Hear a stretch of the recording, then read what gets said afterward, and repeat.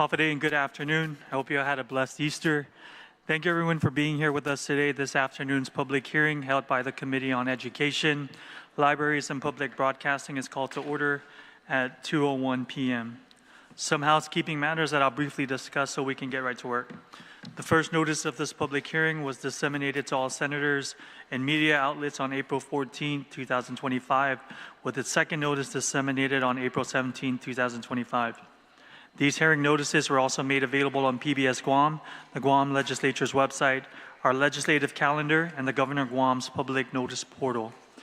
Today we will hear testimony on Bill number 43-38 COR, sponsored by Senator Chris Barnett, an act to amend Chapter 12, Section 9, Public Law 37-125, relative to temporary employment of retired Guam Department of Education teachers, as well as Bill number 48-38, sponsored by myself, Senator Vincent A.V. Borja, an act to add a new subsection 4131 of Article 1, Chapter 4, Title 4, Guam Code Annotated, relative to authorizing limited leave benefits for retired teachers rehired on contract to fill teaching vacancies.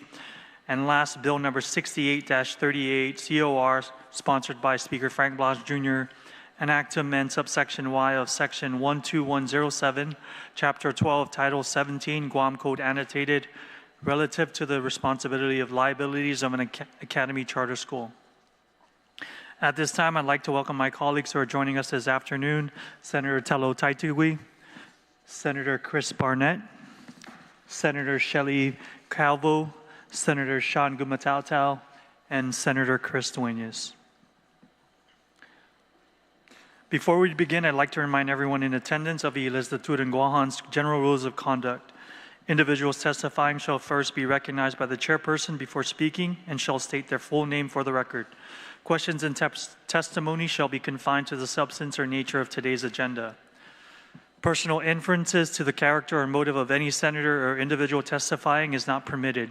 Pursuant to Section 11-.07 of the 38th Guam Legislature Standing Rules, a chairperson may order the removal from a hearing of a committee or a subcommittee of any person who is not a member of Legislature and Guahan and who fails to observe proper decorum. Any violation to this general rule of conduct will result in immediate removal from this public hearing room. With that, we will now proceed to hear testimony on Bill number 43 COR, introduced by Senator Chris Barnett, an act to amend Chapter 12, Section 9, Public Law 37-125, relative to temporary employment of retired Guam Department of Education teachers.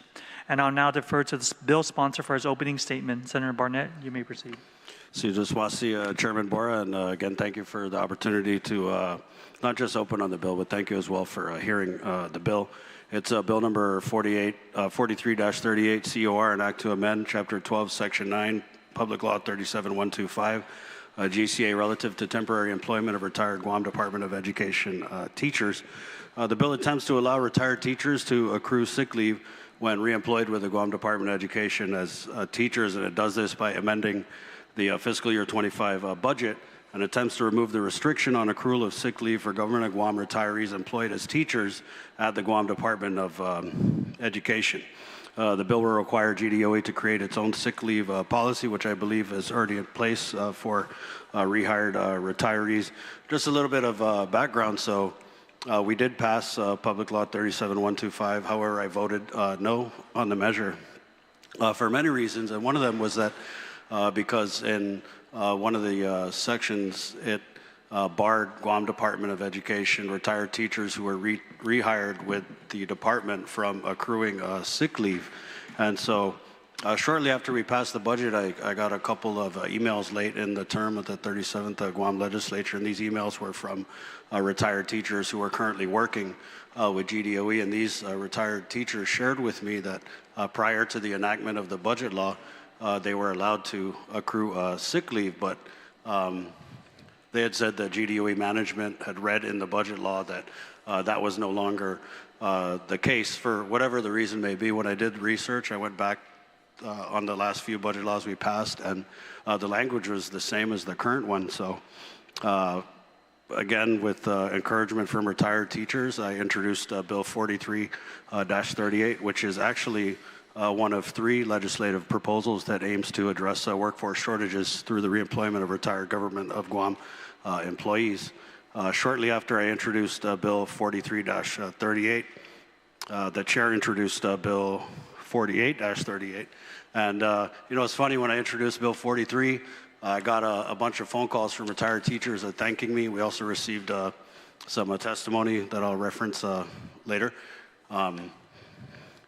But I started to get calls from other government employees as well. I got calls from retired bus drivers, retired corrections officers, who basically had said, what about us? And so in response to that, I introduced the 38th Guam Legislature's 3rd measure, which addresses workforce shortages through reemployment of retired government employees with Bill 50, which covers sick leave accrual for all reemployed retirees. And so I feel like the 38th Guam Legislature has kind of covered all the bases, whether it's retired teachers, and I'm very encouraged that the committee also saw fit to address this issue. And then with my Bill 50, of course, the broad stroke with the sick leave accrual for all reemployed retirees.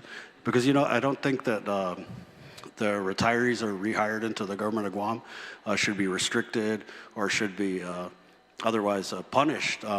Relative to the accrual of sick leave, as you know, many people who have retired from GDOE or any government agency in general, they're up in the years, and so when they get sick and they miss work, what ends up happening is they are absent without pay. And these retirees, a lot of them, especially in GDOE, and this is another issue I'm also aware of that I'm hoping we can address, is the retired teachers, no matter what step they retired at, they come back as a step 1. So even though they've retired and they still have that desire to not just teach the kids, but to teach the teachers too, because a lot of these retired teachers, they're coming with a whole lot of institutional knowledge and just experience generally, and so I always hear from the younger teachers that the retirees who come back to work with the department are just a wealth of knowledge and experience, and they're always willing to share that. And so although we don't have any measures that address their rehiring after retirement at the lowest possible pay step, I want to address that. But right now what we can address and what we are addressing is the accrual of sick leave. And so I think when these teachers come back and they are generous with their time, they're sacrificing time with their grandkids to come back and teach our kids. Again, I think they should be recognized for that, and they should also have the ability to be treated like the other employees who are also working. I don't think we should limit or restrict these retirees who come back many times, again, since they're coming back at step 1 out of the goodness of their heart. And so I want to thank all the teachers who reached out to me to lodge their support of this measure. And see, I did get some testimony here from a couple retired teachers. Susan DeHess, retired teacher from Magana Heights Elementary School, home of the Bumblebees. They got a great school up there. She writes, retired educators possess valuable experience and expertise, making them excellent candidates to fill vacancies due to military activation and long-term disability status of an educator. The incentives in Bill 43 will attract retired educators to return to the classroom during critical times of need and ensures continuity of having an experienced and dedicated teacher. This benefits students by providing them with a stable learning environment and allows them to have quality instruction.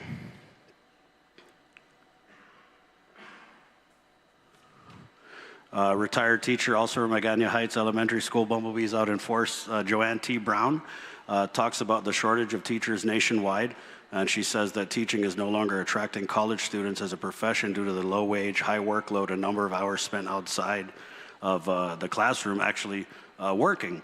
And she says retired teachers are knowledgeable of what occurs in the classroom and how to manage students. They are a valuable asset to the profession, but many are reluctant to enter the field again because of the lack of incentives, such as the accrual of sick leave. Support of Bill number 4338 by Senator Chris Barnett would entice retired government of Guam teachers to assist in critical times and to re-enter the teacher workforce during teacher shortages. And I know I don't need to tell the GDOE people in attendance, but we are experiencing a teacher shortage right now, so much so that I've asked GDOE management to return the certified teacher instructional coaches to the classroom, which they, honestly, reading between the lines, seem very reluctant to do. And I've also heard from some retired teachers who wanted to come back in this school year but aren't going to do so until we pass any number of these laws, hopefully mine, to address this issue with the accrual of sick leave. So thank you again, Mr. Chair, for the opportunity to open on the bill. Si Dios masi. Thank you, Senator Barnett. Is there any more? Do we have anybody to? I was going to read the, Senator Barnett was going to read or read the same testimony that I had. There was no additional people that showed up to testify, so we'll move over to, yeah, you can. Yeah, Mr. Chair, if there's no one to testify, I would just waive my closing. And again, thank you for the opportunity to hear the bill. Okay. Thank you, Senator Barnett.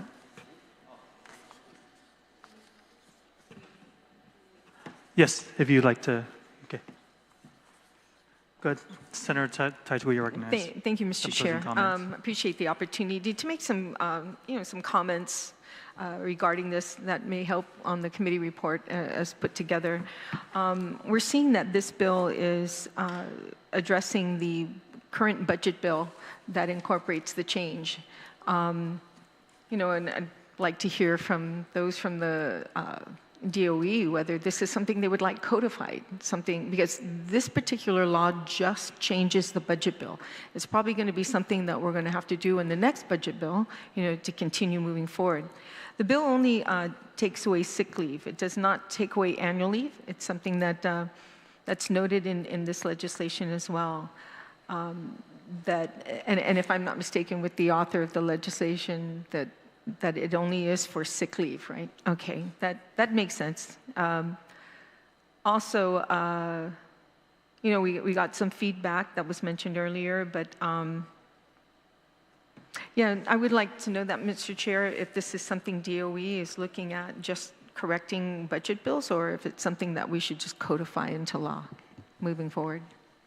Mr. Chair, if I just may respond to that. So I had introduced this bill the latter part of January because, again, it was brought to my knowledge that the budget bill that we passed, or that senators passed in the 37th Guam legislature, had a provision that said retired teachers shall not accrue sick leave. So in my mind, I figured the quickest way was to just amend the budget bill and then we deal with it in the next budget cycle.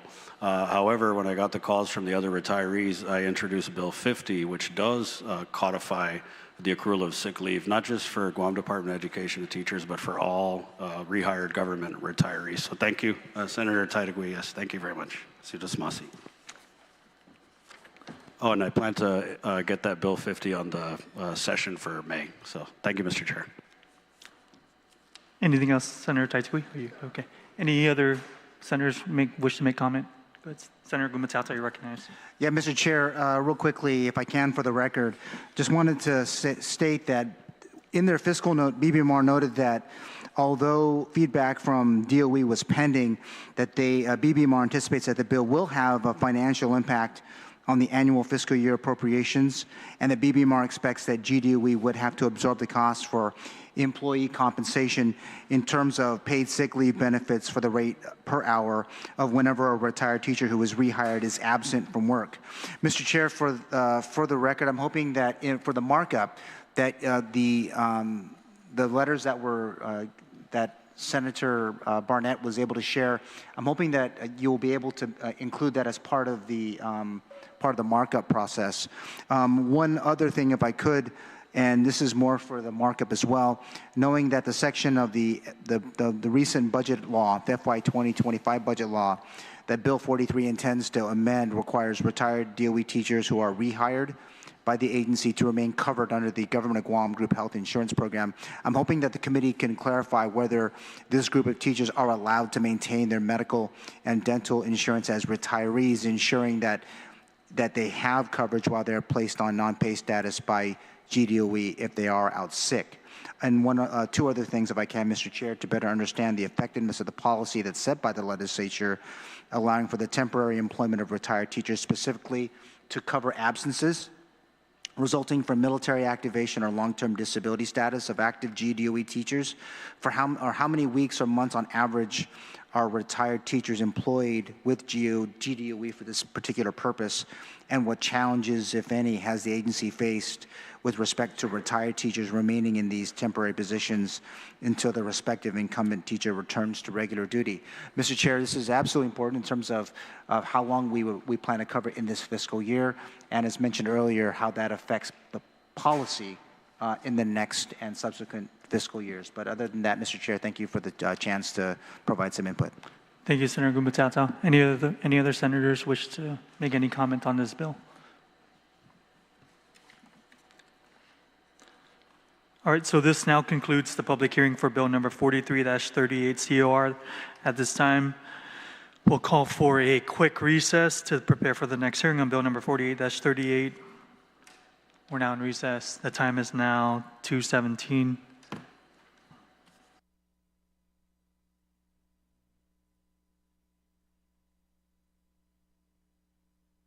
Just wait for like one more minute. Is there...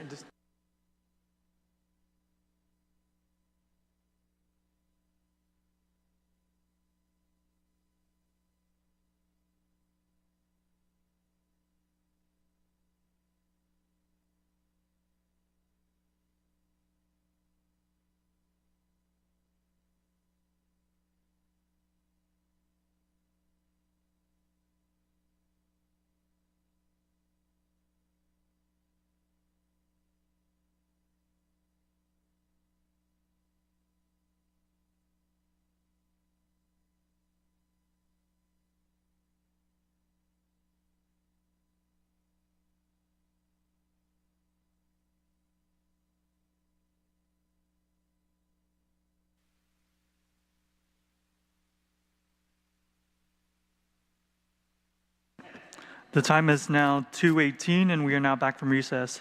At this time, we'll be hearing Bill number 48-38 COR, introduced by myself, Senator Vincent A.V. Borja, an act to add a new subsection 4131 of Article 1, Chapter 4, Title 4, Guam Code Annotated, relative to authorizing limited leave benefits for retired teachers rehired on contract to fill teaching vacancies. I will now proceed with my opening remarks. Buenas and Hafa Day, colleagues, stakeholders, and members of our community. Thank you for joining us today as we convene this public hearing on Bill number 48-38 COR, an act to authorize limited leave benefits for retired teachers who are rehired on contract to fill critical teaching vacancies in our public schools. Guam continues to face a severe shortage of qualified teachers, a challenge that directly impacts the quality of education for our students. Our Department of Education has often had to rely on the expertise and dedication of retired teachers, rehiring them on a contractual basis to ensure that classrooms remain staffed and that our children continue to receive the instruction they deserve. However, under the current framework, these retired educators do not receive basic leave benefits, benefits that could support their well-being and encourage them to remain in service longer. Bill 48-38 seeks to address this gap by providing limited responsible leave benefits, specifically the accrual of annual and sick leave at fixed rates, while ensuring that these benefits do not jeopardize the financial integrity of our retirement system or government operations. Before I proceed, I want to take a moment to sincerely thank my colleagues who have joined me in co-sponsoring this important legislation. Senator Tina Rose Munoz-Barnes, Speaker Frank Blas Jr., Senator Chris M. Duenas, Senator Sabrina Salas-Matanani, Senator Shelley V. Calvo, Senator Jesse A. Lujan, and Senator Joe S. San Agustin. Your support for this measure reflects a shared commitment to strengthening our education system and recognizing the dedicated service of our retired educators. Today, I look forward to hearing from our stakeholders, particularly the Department of Education, our teacher organization, and members of the community. Your testimony will be crucial as we work together to refine and advance this legislation in a way that best serves our students, our teachers, and our island. Thank you again for your presence and your participation. Let's move forward from hearing from our witnesses. Sijus Masi. If we could please get our attendees here that are here to testify on Bill 48. Mr. Tim Fedenko, Mr. Pete Atta, Dr. Barbara Adamas, Ms. Denise Uggan, and Ms. Karina Blas. Oh, you guys testify? Oh, I'm sorry. Yeah.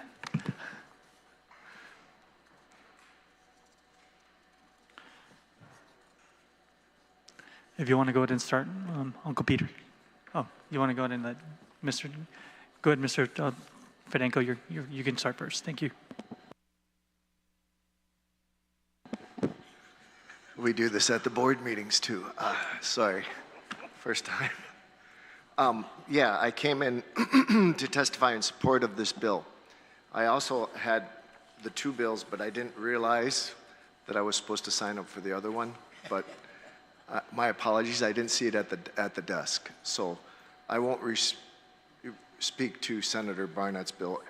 Basically, in just is any bill we can get to keep retired teachers coming back to cover the shortage as of now I'm in favor of. If it means allowing them sick leave like the regular classroom teachers, they don't get annual leave, regular classroom teachers, they get personal leave. That's something you might want to flush out at your meetings. But within the shortage Guam wide of employees, and the testament from the written testament was true. Retired teachers do have valuable input for the younger teachers. We as president of GFT don't represent them, but it also is a burden when we don't have enough teachers to the teachers we do represent, and that they carry on extra classes and class loads. So this helps alleviate that situation for our teachers that are not retired. So I see nothing wrong with changing the laws and the rules and regs to help keep retired teachers from coming back. They have to reapply every year. They also have to keep their certifications current, which costs them money as well. I see being equitable and sick leave really not that much of an issue. Thank you. Thank you, Mr. Fedenko. Uncle Peter, you're recognized. Good afternoon, Senators. My name is Peter Alexis Ada. I am a member of the Board of Education. In fact, the longest elected official. I am here in support of Bill 48. And as I was walking in this afternoon, something popped into my head. With all the things that are happening with the US DOE and how it would affect Guam, there are many, many things to consider. Recruiting teachers upon retirement is a very cumbersome process. As of 11:45 this morning, and by the way, I'm going to make I did not become prepared with a written statement, so I'll make it short and try to get out of here as quickly as I can. As of 11:45 this morning, I have gotten information. There are 55 non-certified teachers in the classroom as we speak. Of those, there are 6 who have already expressed their intention to retire by May 22, the end of the school year. 2 have already expressed an interest and desire to retire by September 30. 30 of them have already been processed for retirement. As of right now, it's showing a total number of 107. And from all my years of experience in DOE, Senators, trust me, the numbers are going to go higher. That's for sure.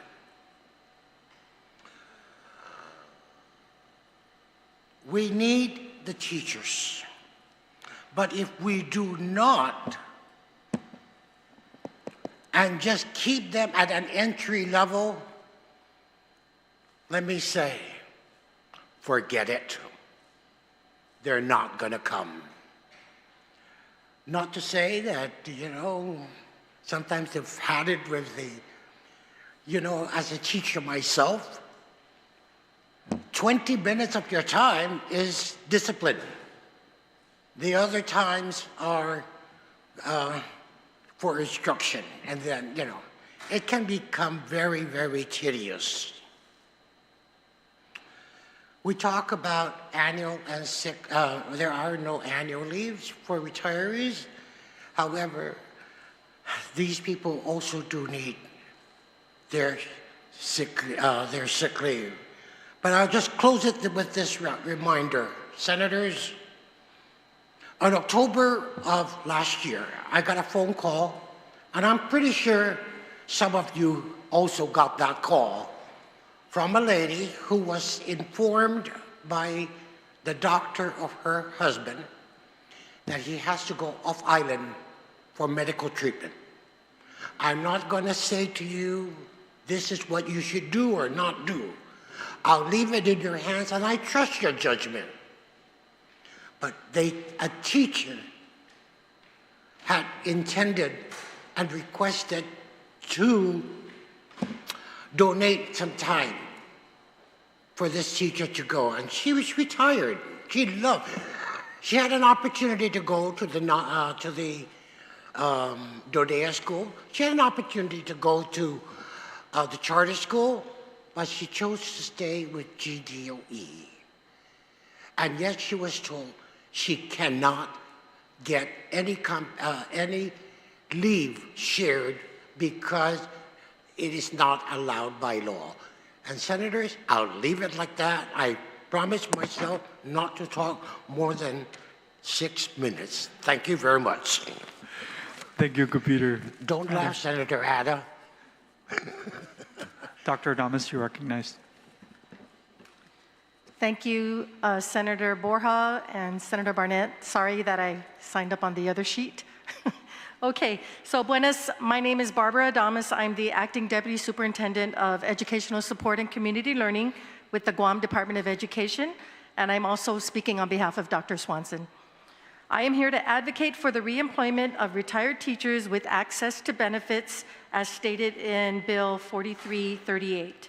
The initiative is not only practical, but also vital for strengthening our educational system and addressing the ongoing challenges it faces.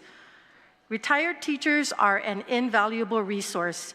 They bring years, even decades of experience to the classroom. Their extensive knowledge, mentoring skills, and ability to adapt to diverse learning environments cannot be easily replaced. These seasoned professionals who are fully certified with the Guam Commission for Educator Certification have already demonstrated their unwavering commitment to educating future generations, and giving them an opportunity to continue teaching will benefit students immensely. Our schools are facing a persistent teacher shortage, a crisis that disrupts educational continuity and compromises the quality of learning for our students. Reemploying retired teachers fills these gaps with skilled, already trained professionals who are ready to step in and make an immediate impact. This at a cost-effective and efficient solution for addressing the shortage. Providing retired teachers with access to benefits is equally important. After devoting their lives to public service, it is only fair that their expertise and contributions continue to be valued. Offering benefits not only recognizes their dedication, but also creates a more enticing opportunity for them to return to the classroom. Without access to benefits, we risk losing these talented educators to other professions or part-time roles that may better support their needs. Additionally, rehiring retired teachers helps to mentor and support our newer educators. Their presence in schools foster a culture of collaboration, professional growth, and knowledge transfer. Such a dynamic ultimately strengthens the entire teaching community and enhances the educational experience for students. In closing, reemploying retired teachers with access to benefits like the accrual of sick leave is a win-win solution. It supports retired teachers, it strengthens our schools, and enhances student learning outcomes. Additionally, in compliance with the Every Child is entitled to an Adequate Public Education Act, Public Law 28-45, GDOE's teacher pool is expanded with the inclusion of our valued retired teachers. Sidos Masi. Thank you, Dr. Adames. Sidos Masi, for your testimonies. Please remain seated while I open up the floor for questions to my colleagues. Colleagues, I'd like to remind you that you'll have 5 minutes to ask those who just testified questions and to allow your questions to remain relevant to the bill. And we'll go ahead and start with Senator Gumatata. Yes, thank you, Mr. Chair, and thank you again, panel, for being here this afternoon. And this is probably a question to Dr. Adames or even for Tim. The bill states that annual and sick leave accrued shall not be eligible for the leave sharing program. So for clarification purposes, if the bill intends to prohibit a temporarily employed teacher from sharing his or her annual sick or annual leave with another Government of Guam employee through the leave sharing program, how does GDOE interpret the bill's provisions with respect to allowing that same teacher from receiving annual or sick leave from another Government of Guam employee through the leave sharing program?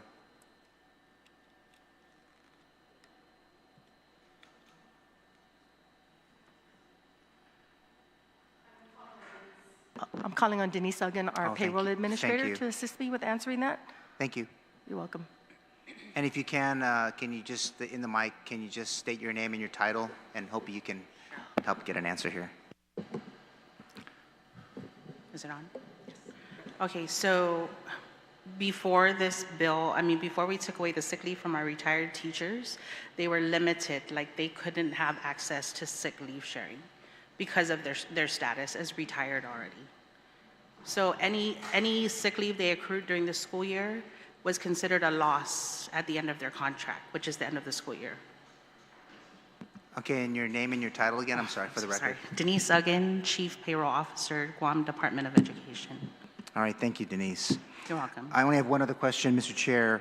The Guam Legislature, our branch, in the past permitted our central office and individual senatorial offices to hire retired Government of Guam employees on legislative Class 2 status, which is basically an employment contract between the employee and their employer, if you will. If the employee has medical and or dental insurance as a Government of Guam retiree, that employee maintains their coverage and they do not accrue sick or annual leave. So if I can, the question for GDOE is, how has GDOE been authorized to employ retired teachers, and has the agency had the discretion in the past to determine the benefits that may be offered to its temporary employees as a way to help incentivize recruitment, particularly for critical positions such as teachers, librarians, and or counselors? You can go ahead and no, that's HR. Yeah, that would be with HR, and we don't have her here with us today. She's at a faculty meeting at one of the schools that's being decommissioned. But your question was regarding medical insurance? Yeah, how have you been able to, how has GDOE been authorized to employ retired teachers, and has the agency had the discretion in the past to determine the benefits that may be offered to its temporary employees as a way to help incentivize recruitment?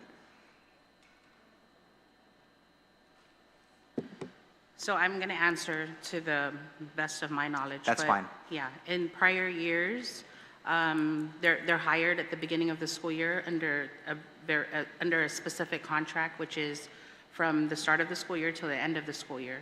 And during that period, because they become active employees, they are to enroll under medical and dental as an active employee. And then once their contract ends, they go back to retirement and re-enroll for the benefits through retirement side. All right, thank you. Mr. Chair, if we can, in the markup process, can we get the committee to write a letter to to DOE just to get, I mean, I want to, if you have it in writing and clarify, make sure it's part of the report back on the bill. That's possible? Yeah, absolutely. All right. Thank you, Mr. Chair. Thank you, DOE. Appreciate you. Before we move to the next senator, I want to go ahead and recognize my colleagues that have joined us, Senator Chris Duenas, Vice Speaker Tony Atta, and Speaker Frank Blas. Senator Barnett. I'd just like to thank you guys. Just to be clear for the record, you're testifying in support also of Bill 43? Okay, thank you. Thank you very much for your supportive testimony. I just want to reiterate my comments from my open that, you know, when we hire back these very experienced retirees already, in GDOE's situation anyway, they're being hired at the lowest step possible, even though they may have retired, right, with the most experience, which is why I know that the annual leave payout is just a little, you know, bit of a putty that we can give them.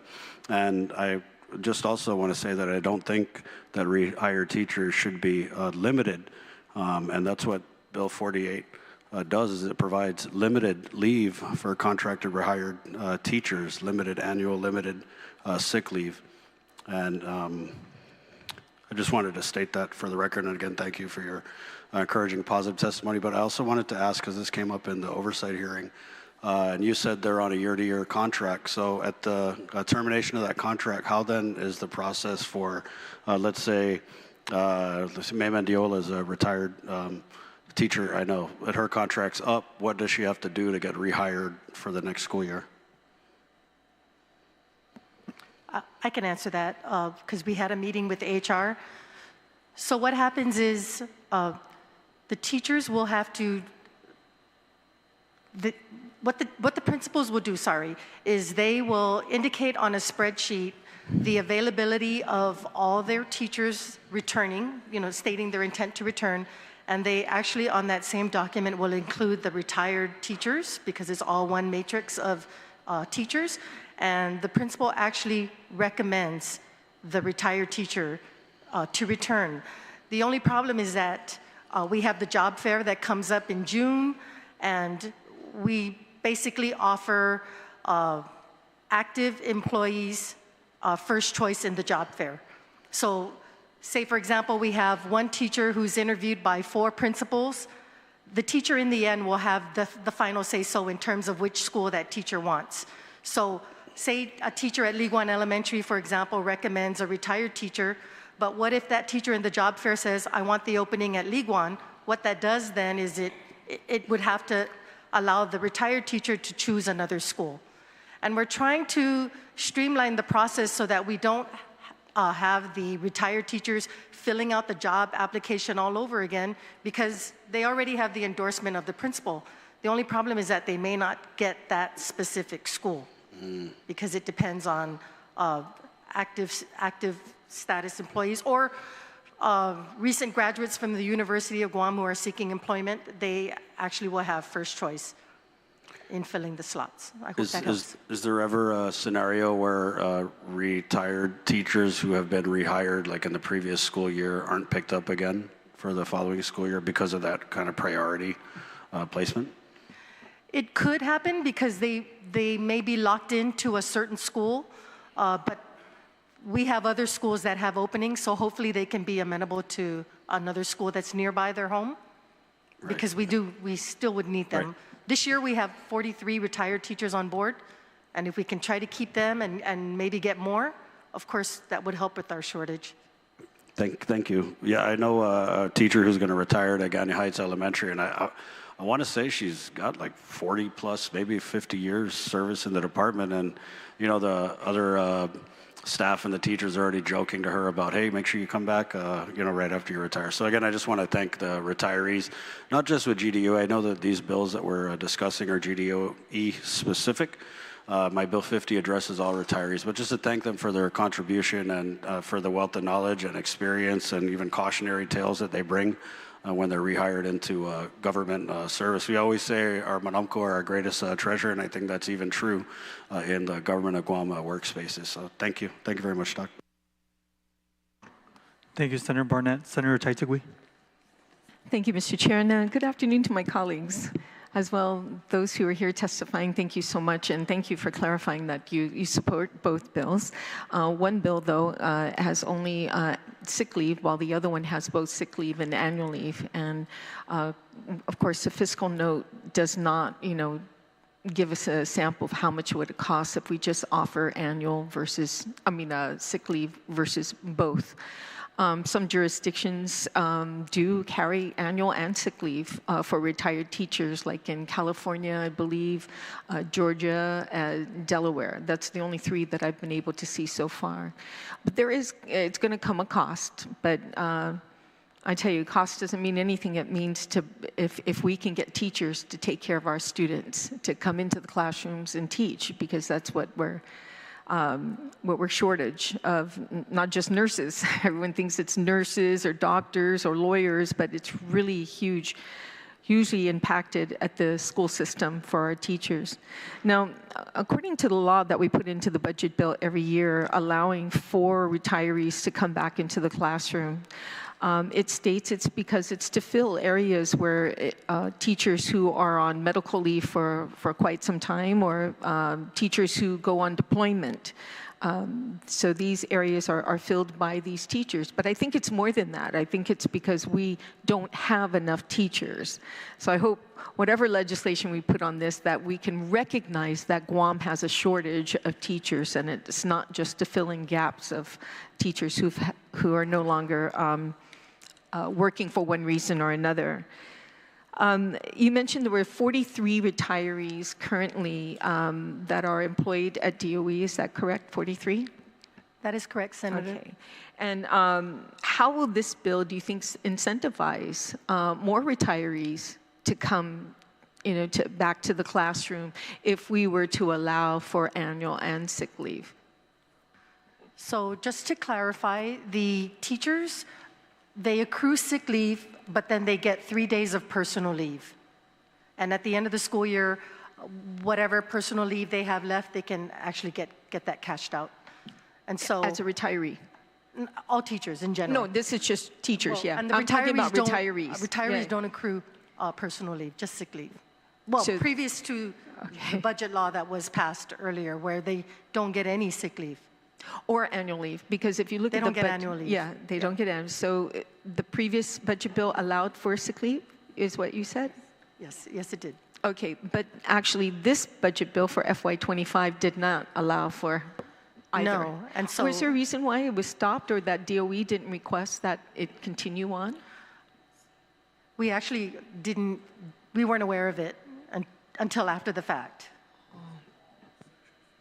Okay, I hear it could have been a typo on that, but I'm glad we're correcting it now and keeping on top of it. But like I said, the incentive, to bring retired teachers back into the classroom.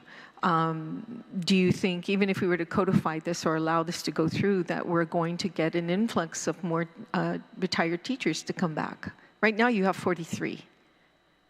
So how much more do you think that are willing to come back? Have you talked to any of them personally, retirees, as to why they don't want to come back to the classroom? Or maybe some of them said, hey, this would be a good reason to come back. The teachers who retired that I know, they actually would just want to take a break from teaching, period. Right. And, it's... Understandable. The demands are more prevalent, more prominent nowadays. And so when I think of the retired teachers who have come to my office to state their concerns about not being able to get sick leave, this to them is an incentive to want to come back next year to teach. Okay. Because that's one of the main incentives that they're going to get, no matter what. Mr. Adams. And they do get sick. They do get sick, so this would also allow them to take that time off to get well and come back to work.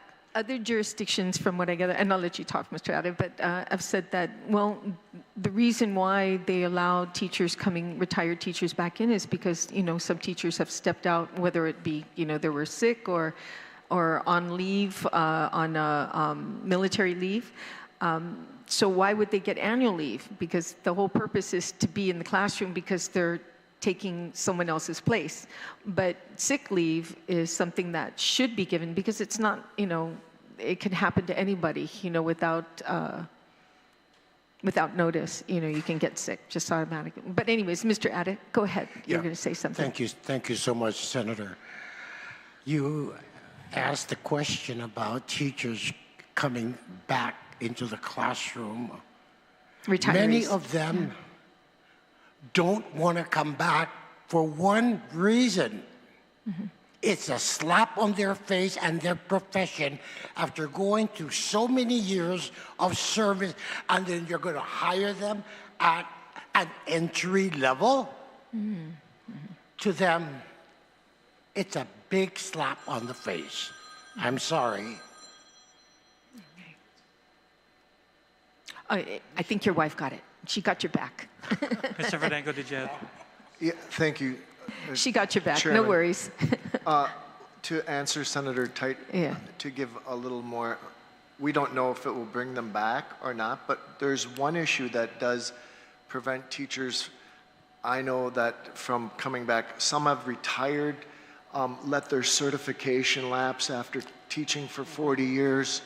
I think another way to get teachers back and to keep the teachers who are close to retiring, maybe going further, would be something like other states do and give a lifetime certificate of education for teachers who have achieved 25, whatever you deem responsible, for 25 years of service, something like that. That's another issue why teachers leave. Yeah, I read actually in one of the jurisdictions they do that because of the hassle of them having to go through that whole rigorous recertification was difficult for a lot of them, and they didn't want to go through. That's something maybe we can look at too.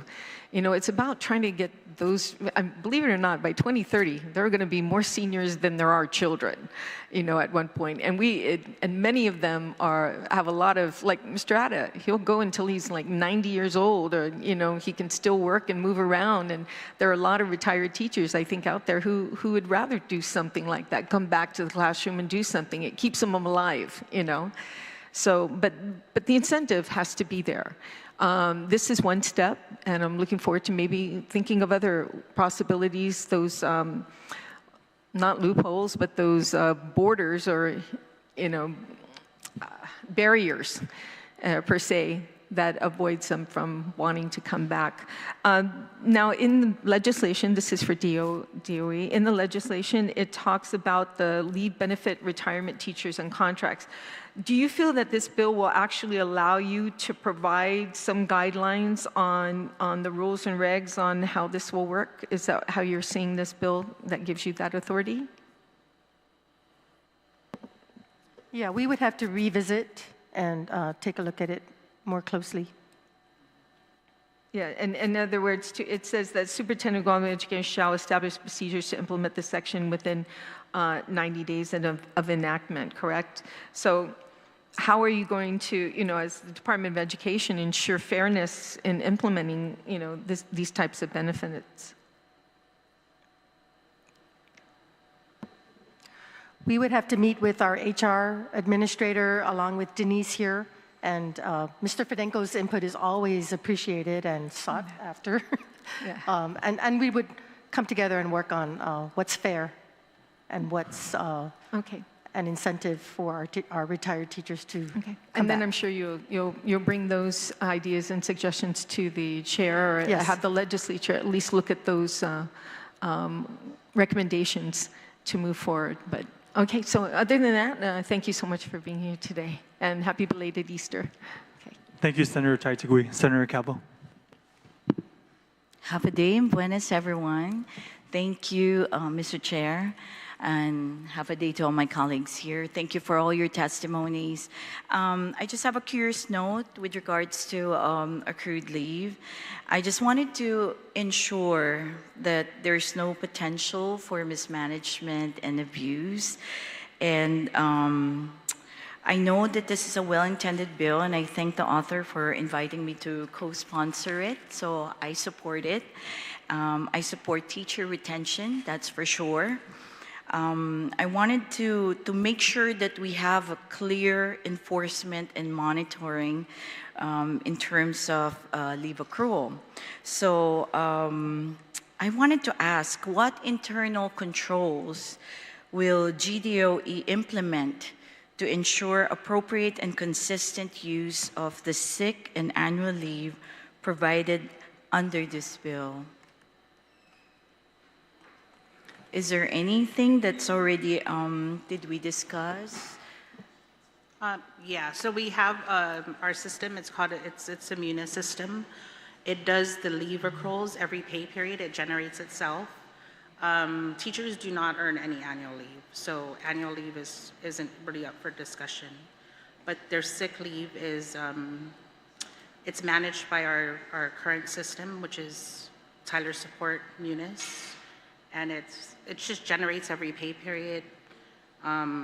That's the system that we have in place to also monitor and track leave used. So basically, we're just gonna implement the same system to eliminate or to we had a system in place already prior to this bill, so I think just reinstating it would be perfect, because then we can just go back and, you know, just reinstate their leave accruals. I really don't have further question. As I mentioned earlier, I support this bill. And thank you so much for every single thing that you guys do for our community. Thank you. Thank you so much, Mr. Chair. Thank you, Senator Calvo. Senator Duenas? Excuse me, Mr. Chair. And so in going, I just wanted to clarify one more time, because it seems like we need to be clear on the benefits for teachers. You have 9-month and then you have 12-month, yes? All teachers are considered 9-month status. That's what I thought. Yeah. So they actually don't accrue personal leave outside of the 3 days Right. that are eligible for payout. The personal leave is a given in the beginning of every school year for Okay. all teachers. Yeah. So in some of the thinking, and obviously now in retrospect, there's two things that I had thought of before when this issue came forward.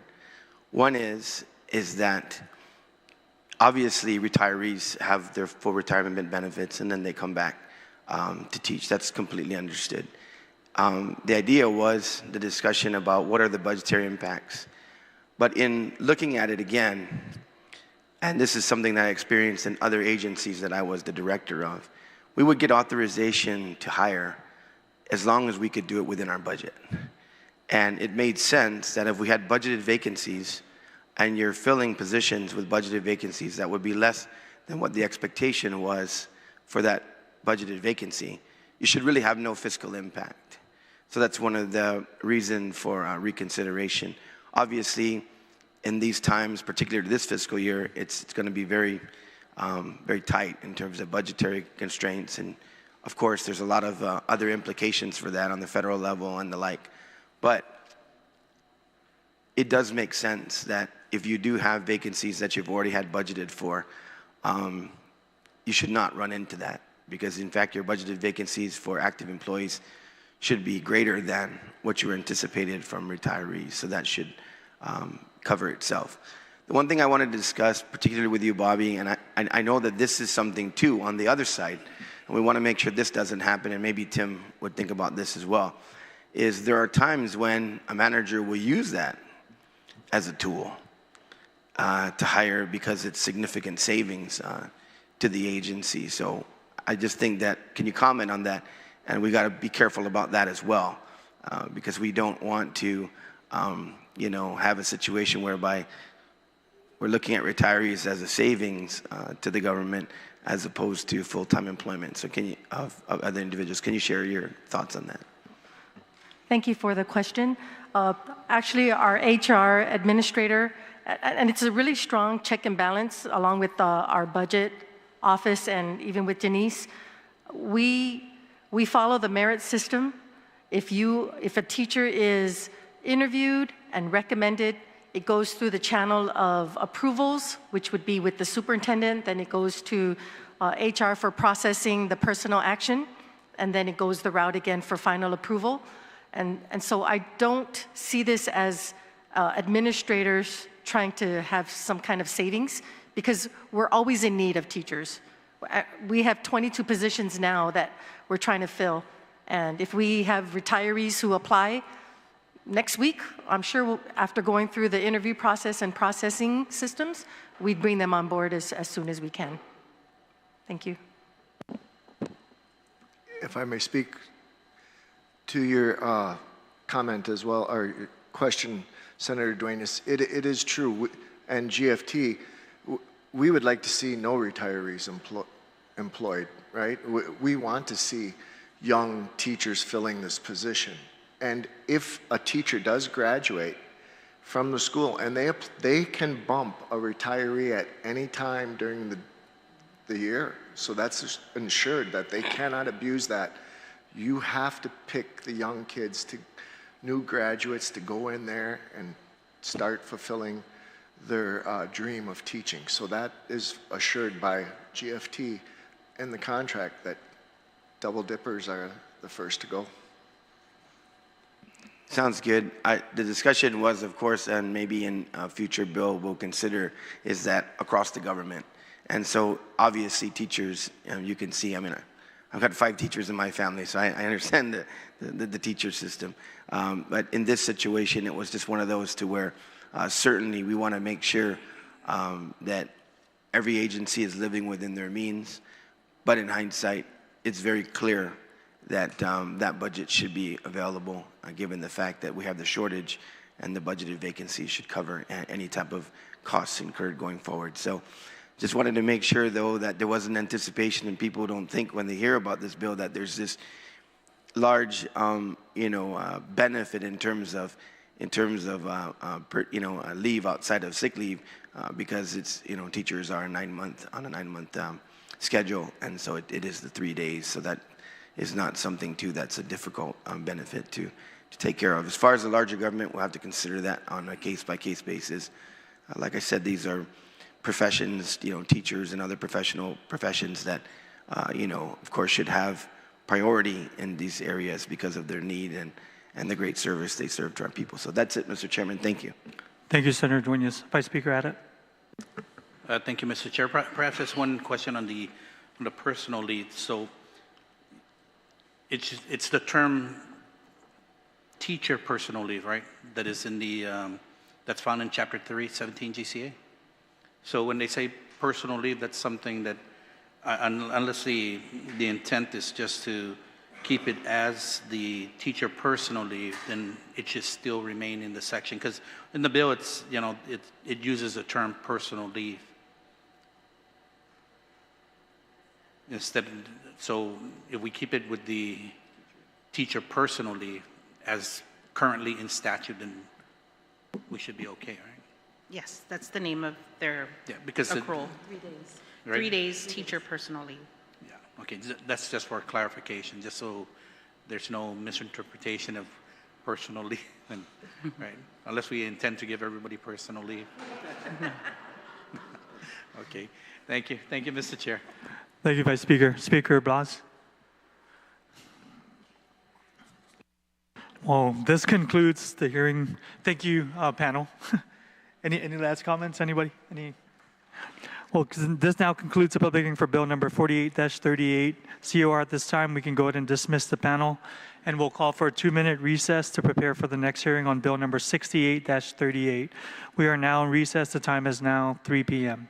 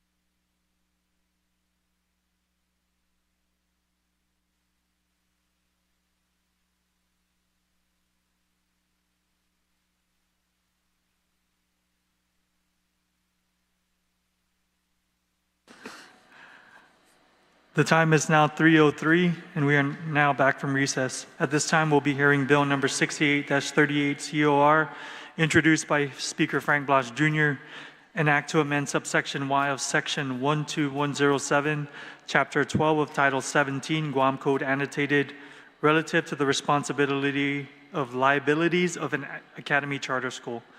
Speaker Blas, you may proceed with your opening remarks. Thank you very much, Mr. Chair. And thank you for hearing this bill today. And welcome to my colleagues and welcome to the panelists who are going to be providing testimony. Bill 68-38 COR is basically, it's a very simplistic bill in that it provides a designation of the liabilities that are borne by in this case here, an academy charter school. As the law is written, as it is stated right now, it only addresses the assets of a charter school, and that if the school were to cease or be terminated, the assets be reverted back or to the Guam Department of Education. What the law does not identify or does not address are the liabilities that could be incurred by a charter school.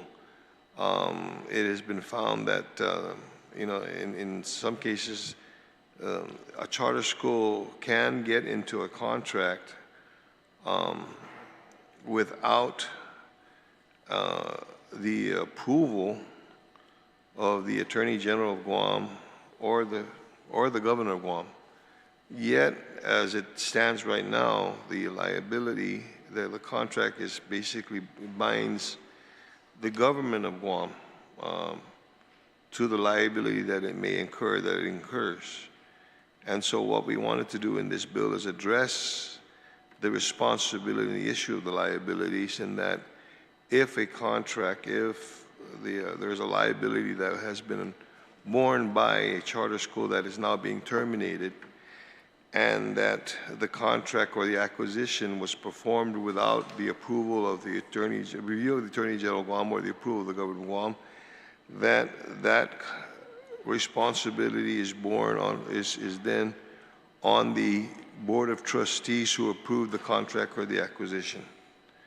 And that's what the bill basically intends to provide, and I ask my colleagues for the support, but at this hearing I would like to listen to the testimony of the people who are going to provide testimony. Thank you very much, Mr. Chair.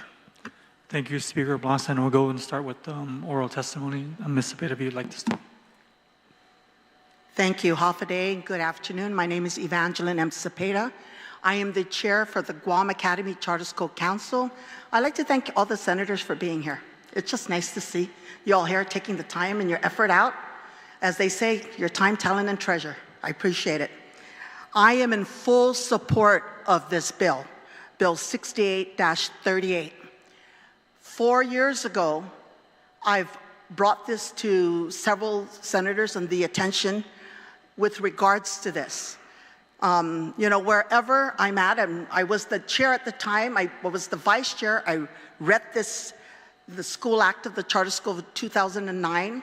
I've kind of highlighted throughout this, and a lot of it is basically doesn't put teeth to the Board of Trustees. The council, which I represent as the chair, we are very restricted by law what we can do and what we can't. Budget, auditing, right? How to be a charter, petition. It's very clear in this law, in the law of the Charter School Act of 2009, what the council can do.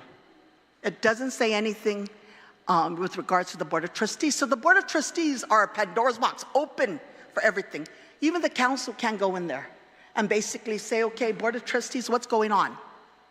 We know after the fact for a lot of them. And it's not bad, but as long as it's the people's money and the money is going to these charter schools, I as the chair, and I won't be here whatever it may be for whatever reason, but the term, as long as I'm here as the chair, I like to hold everyone accountable for it. Everyone, just like this body holds me accountable, the governor, the lieutenant governor who appointed me holds me accountable. I like the Board of Trustees to be held accountable. They deal with the day-in-day operations of each charter schools, and the charter schools are growing. We have 7, okay? I don't care exactly what they do day in, day out. What I'm concerned about is, I want to say to the author of this bill, I applaud you, Speaker Frank Blas. This is taking a proactive approach. We're a very reactive community. We react after the mess up and the screw up. This is very proactive. This is saying, okay, Charter School Board of Trustees, there's an audit. The audit says this. Okay, well, this could have been prevented if we hold their feet to the fire. And this is because the charter school seems to be school of choice, right? And a lot of it, the charter school is growing. And I've brought it to some senators that I like to grow with this. So let's take care of GDOE. Okay, I understand. I'm a team player. But I'm saying that this bill can only do more great good for the people and for the charter schools and for the students than it would do harm. Now, I know we can, we can always amend something later. We can do whatever, but we're talking about the here and now. The here and now is better to be proactive, ensure that the council's held accountable, the Board of Trustees are held accountable, we held the charter school CFO, principal, whoever, accountable, all the way down. Because the flexibility is this. It's exactly what Speaker Blas says. They don't meet, the great thing about charter schools is there's a lot of flexibility and room to move and maneuver. I'm not saying abuse and fraud, but it does happen. You give them open door, guess what happens? If there's no restrictions, it will happen. It's just a matter of when and where, right?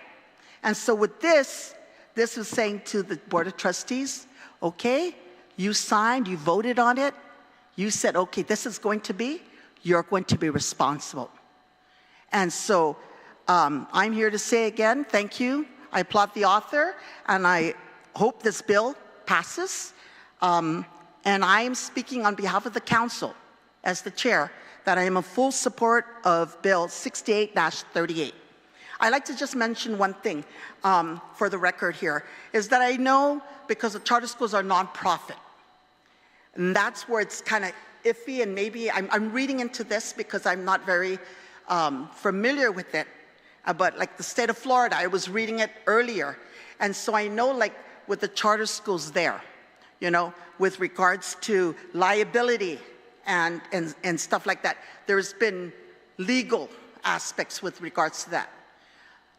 That may be true, but when we get there, I think that we can always come back to the table and amend certain things.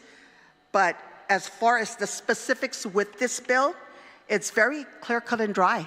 It's just basically saying at the end of the day, if the charter school closes, all properties and all responsibilities, at the end of the day, is the Board of Trustees to ensure that it's returned back at its proper, and that nothing is, as they would say, missing or lost, forgotten.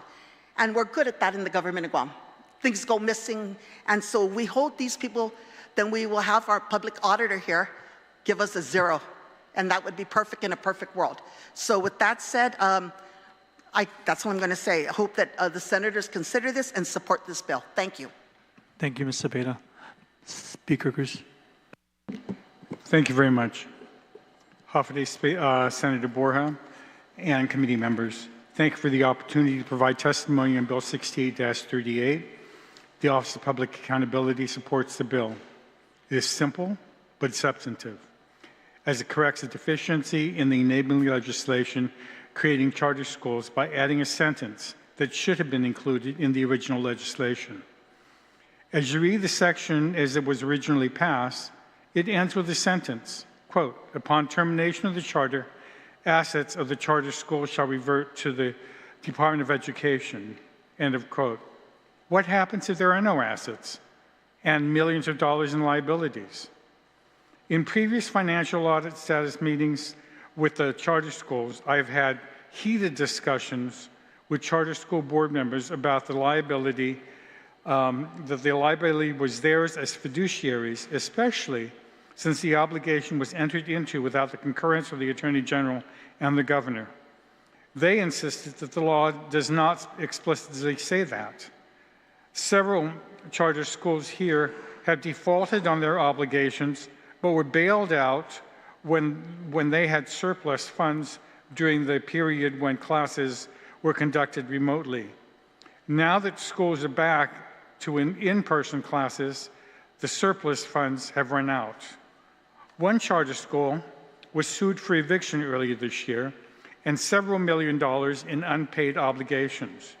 Their attorney attempted to claim sovereign immunity and alleged that the suit was prematurely filed because the contractor failed to commence the action against the Government Claims Fund. Thankfully, a judge of the Superior Court quickly dispelled that argument. The suit remains unresolved. Another charter school just let time pass and then insisted that the statute of limitations to sue had run out and wrote off $500,000 worth of obligations to construction and preparation of the new campus by a contractor.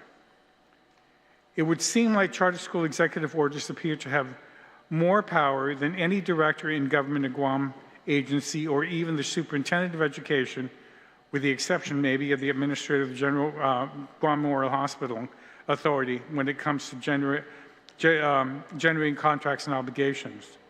While most major contracts require clearance by BBMR and signature by the Attorney General and the Governor of Guam, the charter schools can sign $2.5 million contracts with related parties, including members of their own board, without having to get the same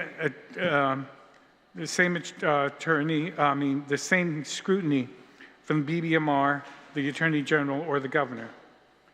Bill 68-38 endeavors to correct the problem by explicitly stating, quote, all liabilities are the personal responsibility of the charter school trustees that approve the contract or acquisition that incurred the liability, and that the contract or acquisition was performed without the review of the Attorney General of Guam and the approval and signature of the Governor of Guam.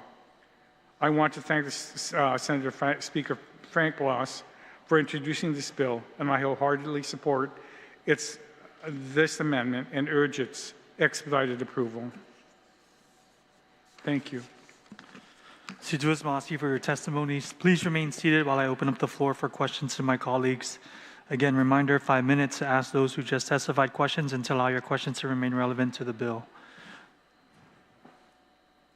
Senator Barnett.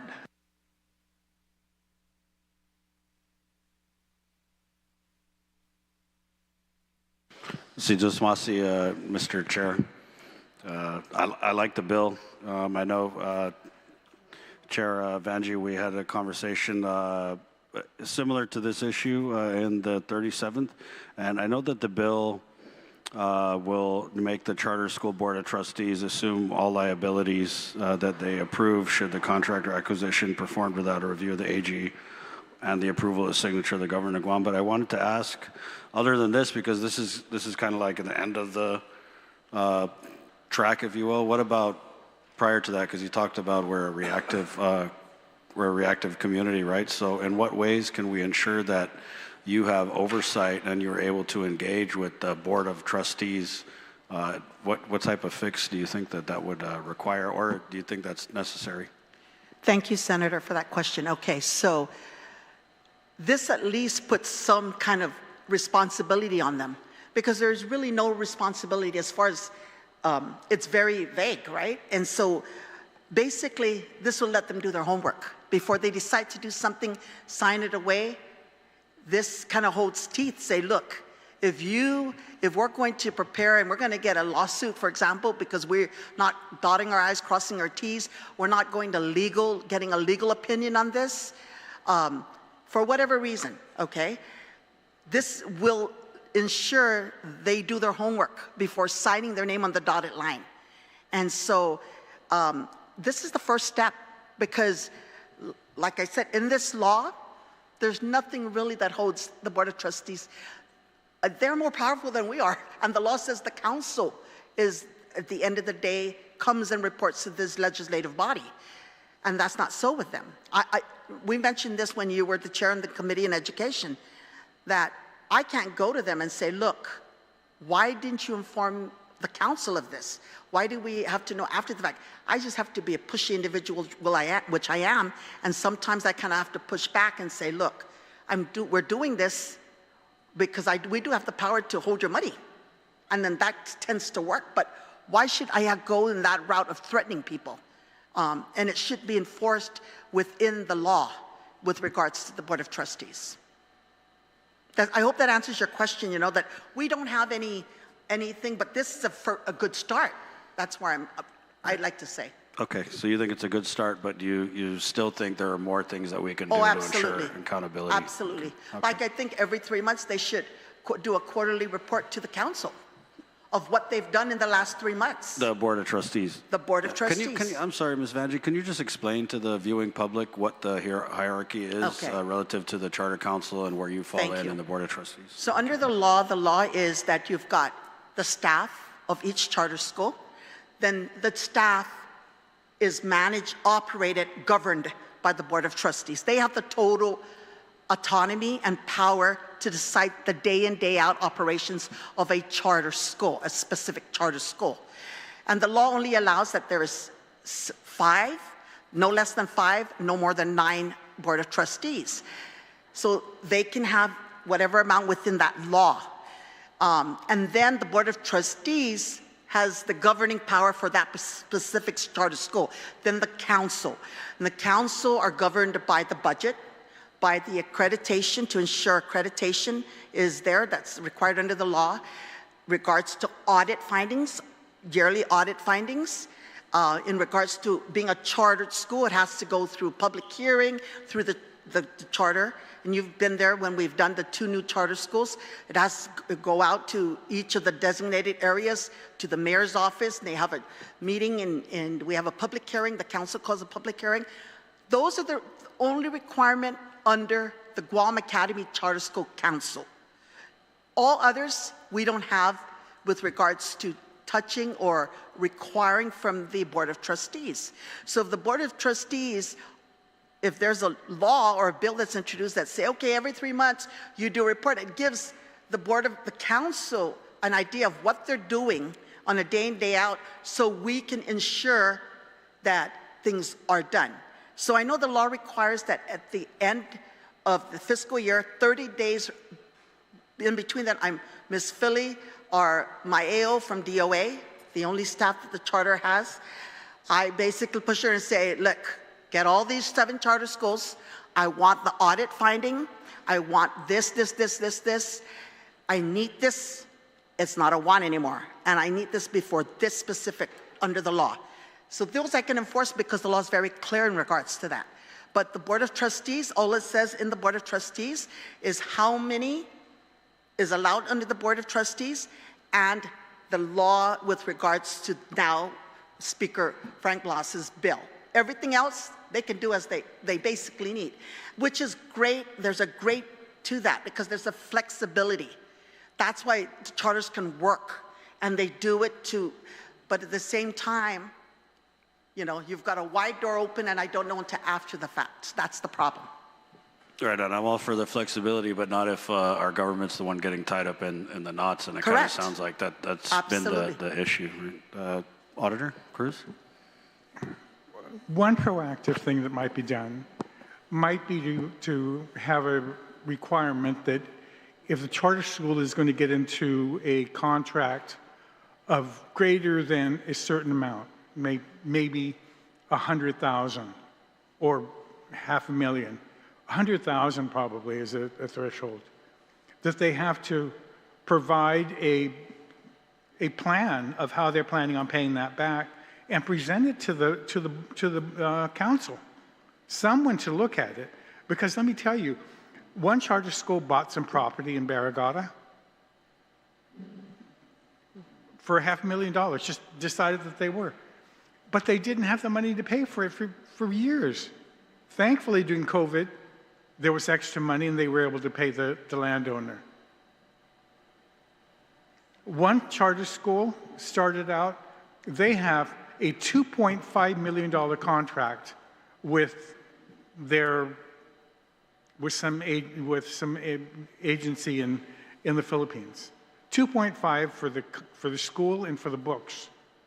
They signed this contract, but the amount of money that they're getting from $7,500 per student times the number of students, I don't care what math you use, it was never going to get to 2.5 million. How and why would they sign the contract? When that contract was initially signed, we put it in the audit. Look at this. This was a related party. The owner of the company in the Philippines was on the board. We had it in the audit. They subsequently got off the board, but now they're fighting. Now they're no longer related, and they're trying to sue for the 2.5. In the past, they've been writing off the difference between how much they collected and how much the 2.5 was. This one school is now planning on building a whole new campus on the property that they bought. The unfortunate thing is for the last 10 years or 15 years, they've had free, they're the only charter school with free rent at Teetson. They've not proven that they've been able to pay rent to anybody. But they're going out to go build a $12 million campus. They were looking at plans, and in the news a couple of months ago, they said, oh, it had all the whistles and bells, and they decided they were going to cut it back. And I'm like, thank God that they're cutting it back. Where did they figure that, in the bank you have to show that you have an ability to pay. They've not shown that they've had any ability to. So they don't have to do the whole certifying officer thing, I guess, huh? Well, no, they can. They're just signing contracts, and it really is scary. And we put them all this in all of our prior audits. It may not be a finding, but it is. We pointed out there's related party contracts going on here. There's a shortage. They're running short. They signed a contract to build a new campus, and then they decided they didn't want it, so they stiffed the person for $500,000.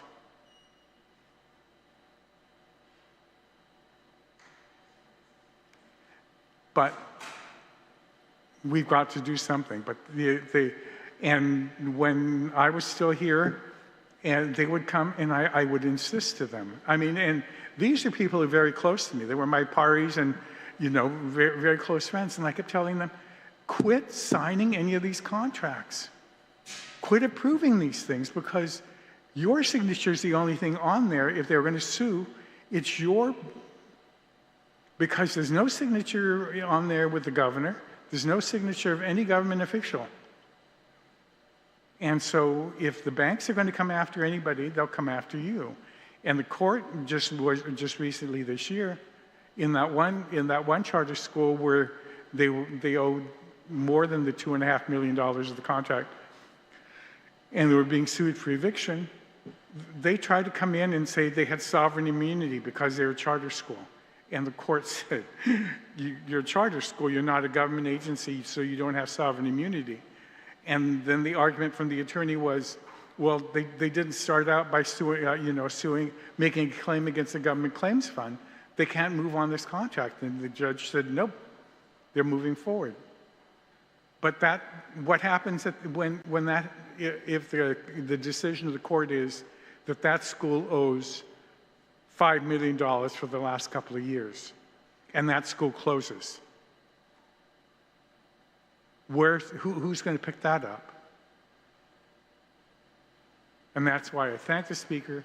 We've been talking for years about trying to get somebody to introduce this piece of legislation to at least have them understand. Quit going out and signing contracts without realizing that when you approve and sign a contract, it's your personal responsibility, not anybody else's. Yeah, I think anybody listening would read the bill and say, you got us to this road yourselves. But Ms. Vanja, I want to ask just let's play a little devil's advocate here. What would you say to those people who say, oh, well, you're the chair of the council, don't you review these, the financials of these schools? Okay, I only review what the law requires the council, which is the budget, okay? The $7,800 per student pupil and the money that is allocated from DOA, that's given to DOA, that's what I monitor and I do. I basically say, okay, the charter school that's naughty this month, hold it. Really, you can ask her, and I call DOA and I say, okay, look, hold it. I need to review it. Because at the end of the day, the buck stops with me. I'm not gonna blame nobody else. It stops with me as the leader of the council. But the law doesn't have the council, no powers or rights or governing to anything with the Board of Trustees. And so this, when you were the chair, this is, I gone to you and I told you firmly, Senator Barnett, that this is something that is very dangerous. And it's, you know, I'm not saying I don't trust the Board of Trustees in the charter schools. They do a good job for those that do, but just like you guys answer to the people, right? And the people elected you, you get your report card every 2 years. Who does the report card for them? That's my thing. I'm just saying hold their feet to the fire and ensure that the monies that are given by this body, by the government of Guam, is utilized as it should be. And at the end of the day, that somebody's held responsible for everything in the event a specific charter school closes or the council decides to close the charter. Because if they're non-compliance, the audit is horrible, money is missing, there's nothing to be validated, or if they don't meet their accreditation under the law, the council has that power to say, okay, you're no longer going to be chartered. But what happens then? You know? So I hope that answers your question. It does, and it also explains why when a lot of these things hit the news, we were totally blind to it because it wasn't in anything that we receive or anything that we engage in. So, you know, I was talking with Speaker Blas before the hearing, yes. And I kind of touched on that. I said, hey, you know, you scratched something here, but I have a feeling if I asked Ms. Vanjie about the Board of Trustees and the accountability, she's gonna kind of go off, and I hear him exhaling very frustratingly over here, kind of huffing and puffing, Speaker. So I'm pretty sure he's gonna cook up something. But thank you again, Mr. Chair, for the opportunity to ask questions. Thank you, Public Auditor, as well. Thank you, Senator Barnett. And we'll go Speaker since I skipped him and he was supposed to, you know, go ahead, Mr. Speaker.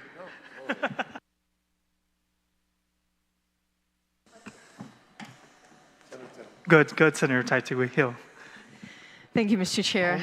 And good afternoon, Vanj, and good afternoon, Public Auditor. Thank you for being here this afternoon to provide your insight and expertise on this legislation. It's an important one, especially, you know, reiterating the importance of accountability, you know, allowing any, you know, Mary Jane and Alice to come over and, you know, sign a contract for umpteen years and even decide on how much money they're going to pay for it. And you have no accountability here. It's kind of similar to a bill that was just recently passed by this body, you know, giving an open checkbook to a director, to a board member, and even to the governor to go into a contract for umpteen years and for any amount they want with no accountability. And here we are today trying to correct the wrong of something like that. Hopefully we can correct the mistake we made on the last legislature that gave that open checkbook, basically, to not just the governor, but like I said, to the directors as well as board members. So we're moving forward in bringing that accountability and transparency, but you know, being fiscally responsible, especially in this day and time. Everyone is having to make cuts. And to allow somebody to go out there and write a blank check to whatever they want with no concept on how much it's going to cost down the future is ridiculous. So I appreciate you being here and advocating for this legislation. But there are some concerns, you know, of course, like everything, you know, we're going to try and see if we can bypass this, is like all those boards that sit on all these charter schools. if this legislation should pass, they will be responsible.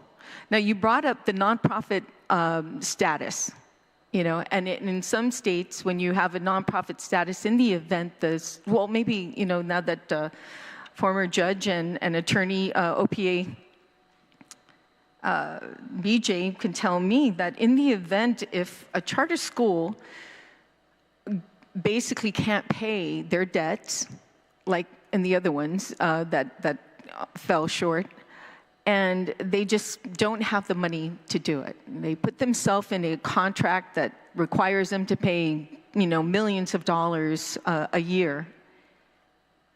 And now it's time to pay the piper and they don't have it. Can this nonprofit organization, charter school, because even though it's a charter school, it's a nonprofit, would they be able to file bankruptcy? And what would happen then with the payments due to these vendors? Like that one that just did it, just wrote off the $500,000 and wrote off another $500,000 just this last year. Just walk away from it. So nonprofit organizations have that ability to just... Well, if you go into bankruptcy, but some of it is just, they're just claiming statute of limitations run, don't worry about it, write it off. Either that or the contractor could come to you guys. Unfortunately, a couple of these contractors barely speak English. And they've had to go to other members of the community who are able to speak, understand their language and speak English. And they're the ones that are calling me. And they're calling the governor's office. And they're saying, these people are you know, just burned us of $500,000. What can I do? And, you know, I'm not going to tell them to sue the government. You just get an attorney and do whatever you need to do. But really, seriously, I feel bad for these guys. So it says here the mechanism in which, you know, it says all liabilities are personal responsibility of the Charter School Board of Trustees who approved the contract or acquisition that occurred.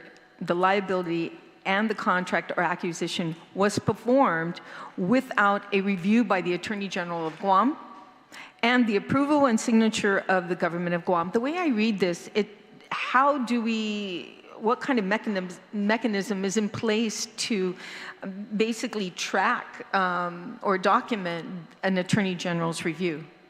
Because it doesn't say anything that he has to sign on it. It's not required. It's not required. No, but this legislation is requiring it, right? So I'm just asking. No, this legislation is not requiring it. It's just saying, if you sign a contract, it's just like you and your kid. Your kid can't go off and sign for a $300,000 Ferrari and has no means to pay for it and expect that you're going to pick it up if he doesn't. If he's over 21 and signs for it, then hang him. But why should you have to be the one that is responsible? The government of Guam does the same thing. It creates this board, this council.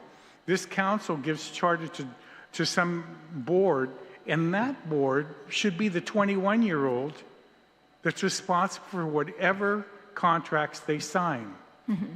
They're not little children. Yeah, but this legislation here says that all liabilities, but without a review by the Attorney General of Guam. If the Attorney General, and if it goes through the way that all the rest of us have to do it, then and yes, approval and signature by the governor. Then it'll be the responsibility of the government. Okay, so my question is, in that section where it says review by the Attorney General of Guam, what mechanism in this legislation that can, describe what is the process of review? The thing is that you could put a sentence at the end of... Okay, so it carries over. Okay, yeah, so you're reading that differently. It just points out the fact that these contracts and obligations have been entered into without the clearance of the Attorney General and the Governor. So then, in other words, you read this... It's not setting up a mechanism by which that they have to get it cleared. So you do read guys won't this even sentence. make me get a clearance for the hospital with the physicians. So you do read this sentence as the Attorney General and the Governor must approve and sign. It's not just a review from the Attorney General, but you're reading this last sentence in the bill as approval and signature by both. I'm not reading them in this at all. Okay. It's just saying if the Board of Trustees signs a contract with their signatures on it, and without the governor or the attorney general, then the obligation to pay for it is theirs as the fiduciaries. Okay. So I guess we're going around in circles. You're saying exactly what I'm asking to ensure that the attorney general signs as well, if it's going to be the responsibility of the government that they have to follow the same process. I think you know what I'm trying to say here, because it sounds like only the attorney general is to review. But then it says and sign and secure. There's nothing in got this it. bill requiring that. Okay. No. I just wanted to make sure, because it just sounds like that what is the mechanism without a review by the Attorney General of Guam? Okay. The other question I had with regards to Evange, what do you think the possibility of these boards being able to fill these positions with this kind of liability hanging over their head? Do you think they're going to reorganize and provide some type of, approval by the Attorney General and the government of Guam in order for them to move forward? Senator, okay, so I don't think it's going to be a problem. They're filled to capacity. You've got every Board of Trustees. They seem to have a quorum all the time. They seem to pass a lot of things as far as operational. That is not a problem with regards to charter schools. Okay, so they're very unique in that way. Okay. No, I don't foresee that there's going to be a shortage and that there's going to They're going to be an exodus because they don't want this liability. Well, you know what? If they leave and there's an exodus, that just tells you they don't want to be held accountable. Right. So I'm just being very proactive and upfront about this transparency. If they don't want to be there, then they really don't belong there. Well, if they don't want to be accountable to the money that they're spending, the government then shame on them, right? Sign a shame on them. Sorry? Listen to me. Then don't sign a contract. Then you don't sign a contract, right? I agree with that. Yeah. This is the first major step. It needed to be done. It needed to be done. It's here. I'm just, I can't, Senator, let's put it this way. If there's an exodus and a shortage, when we reach there, we'll get there. Because we can't do the what ifs. I'm looking at today. Let's resolve this today. Right. Yeah, protecting it today is most important. Protecting it today. Yeah. So there is no future problematics with this. And so I'm saying that I'm not even worried about that. To be honest with you, I'm not worried about that. Well, if the event comes up, and there needs, I'm pretty sure these Board of Trustees will come up with some type of process that would bring that accountability and transparency and the insurance that whenever they're signing anything, that there is funding for it. But, there's always that possibility of the government of Guam deciding not to fulfill, giving money to that charter school for one reason or another, and then they're really in trouble. They won't have the money to fill those obligations. But I think this is a great opportunity to move forward on being fiscally responsible. Yes. And we have to. I don't think we don't want these charter schools to fail. Right. We don't want them to fail. They're doing well. They're doing very, very well.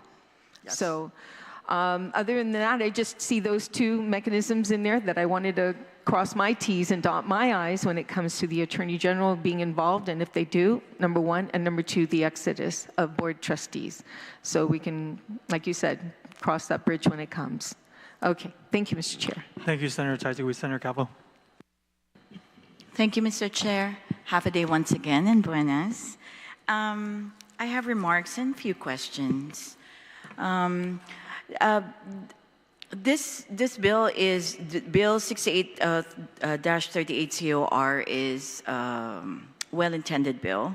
It strengthens fiscal accountability. This protects public funds from being used to cover unauthorized debts reinforces the importance of legal and executive review, and promotes responsible governance. By establishing clear lines of accountability, the bill also reduces the risk of financial mismanagement. This is actually a good bill, and could be a beginning of, including other entities. I don't want to be very intriguing with that, but yes, I said it. The only thing about this bill that I kind of like, I'm curious about is the ambiguity in determining personal responsibility. That term in the bill, it seems like it does not really clearly define the legal standard or process for assigning personal liability, potentially leading to disputes, litigation, or inconsistent application. Speaker, I intended for him to listen to this because it was more like a recommendation for clear definition or procedures for determining when a trustee is personally liable. Some words or verbiage that we can probably It should utilize. be understood by anybody taking the status and the glory of wanting to be on a board. You know when you go on a board, you're taking responsibility for that corporation. That's why they already And know so it, you know, and yet you know that from the start.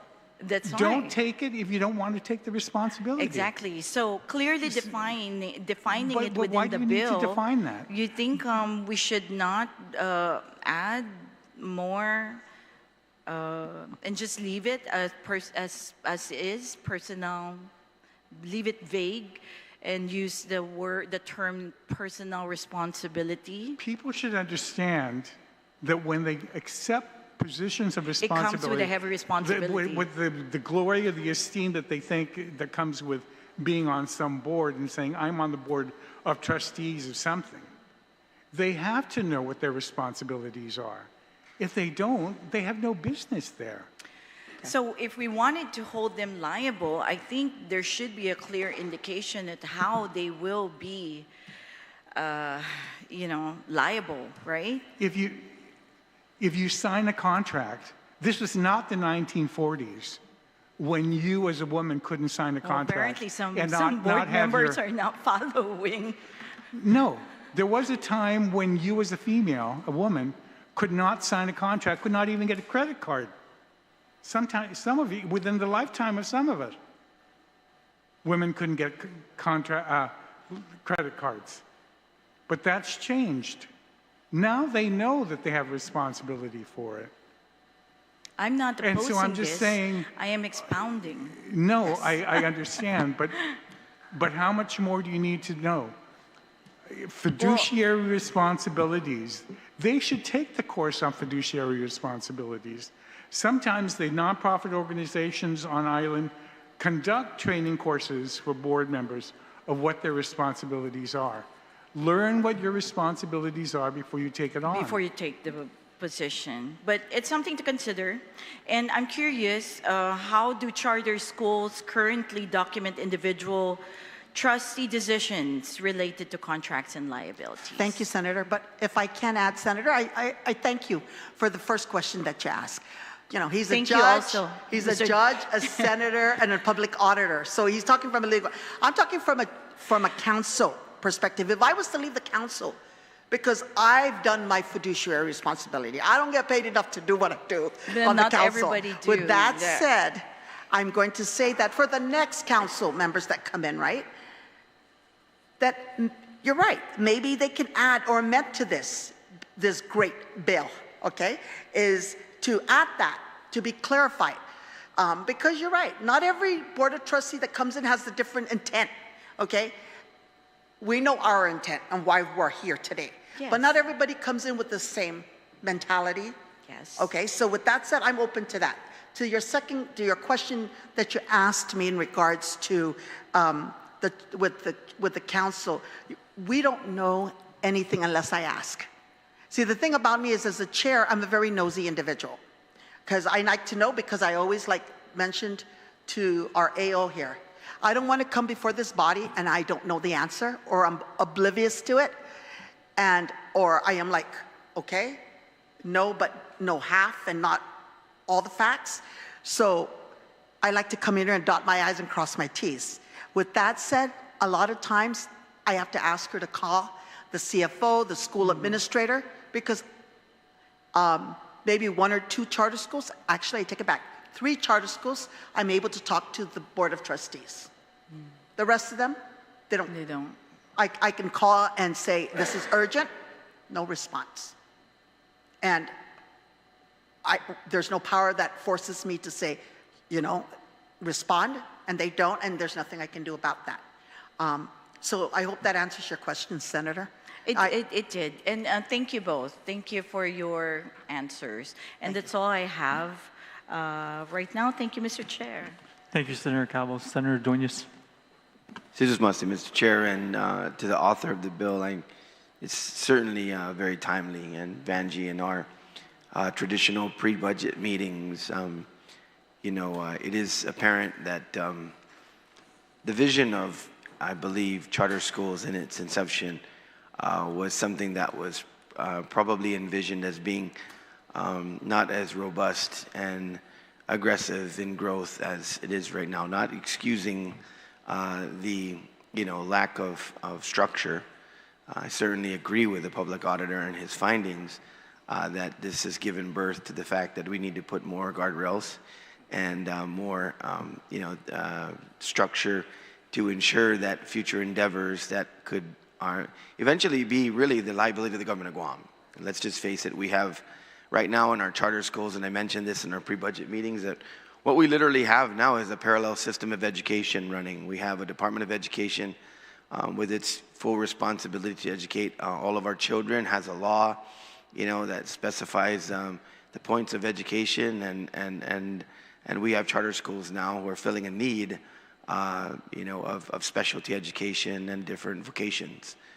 So I think at some point, you know, we're going to get to a larger crossroad, but we're here now, and I think this is definitely timely and something that is going to you know, pay dividends in terms of our liability. So I certainly support that. I'll leave it to the author to envision any other structure. But once again, just want you to reiterate, Mr. Public Auditor, Mr. Speaker, that you feel as though the way it's drafted right now, it is durable enough to at least start and put the guardrails in place. Can I get a comment on that? They at least are on notice. It is their responsibility. And your parallel education systems, there isn't a public school teacher, a principal, or even the superintendent who would love to have the power that these CEOs of these charter schools have. They can sign a contract. The superintendent has to get all kinds of signatures. I have to get signatures for $30,000 contracts for auditors. I have to go and get Lester to sign off, hand carry it to Douglas, and then hand carry it to Adelup.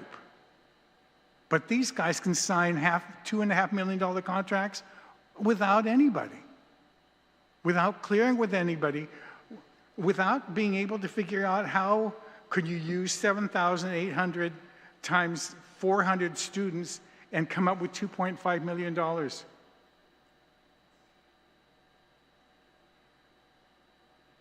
What bank would approve something like that?